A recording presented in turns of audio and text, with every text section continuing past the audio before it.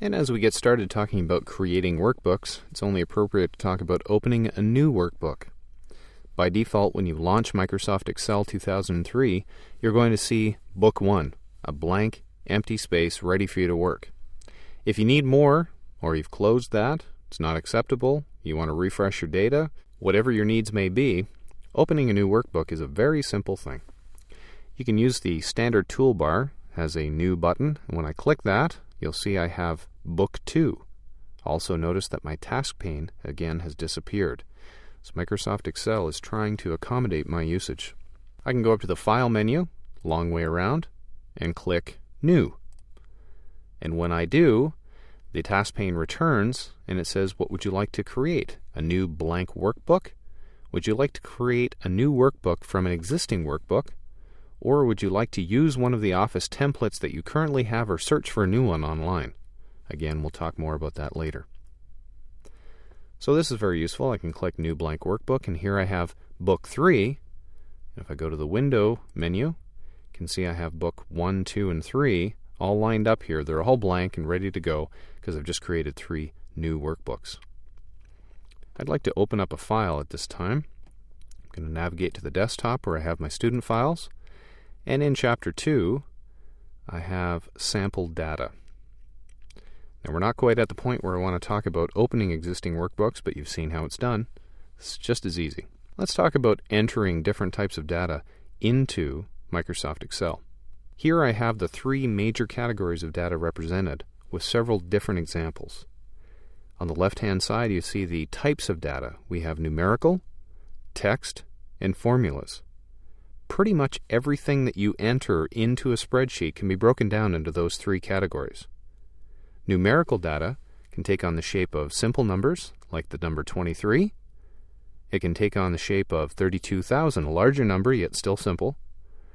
Here we have a simple number with a decimal value added on. Here a little formatting has been applied so you can tell that this is a currency value. Below the currency, you'll see that we have a percentage, 50%. 2 very special types of numerical data are dates and times. This time has been entered in one particular format, and you can format times and dates in many different ways so that it appeals to the viewer base. Some dates, for example, between countries are going to be formatted differently.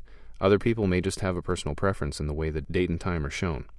In this cell, we have an obvious text entry. It says this is text, can't be much more obvious than that. But right below it, we have another, what looks like a numerical entry, but in actuality it's treated as text. Anytime that you have special characters that are non-numerical, even if they're spaces, inside of a cell, it's treated as text, with the small example of the date and time, which I said were special numerical values.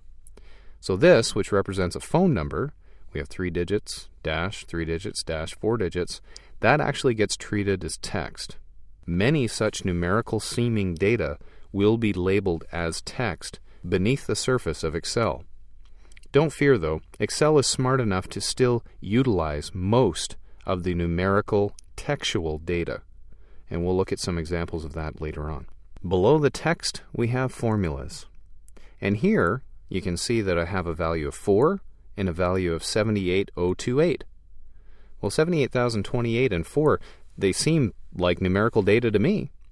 But what you're seeing is the result, or the value, of the formula.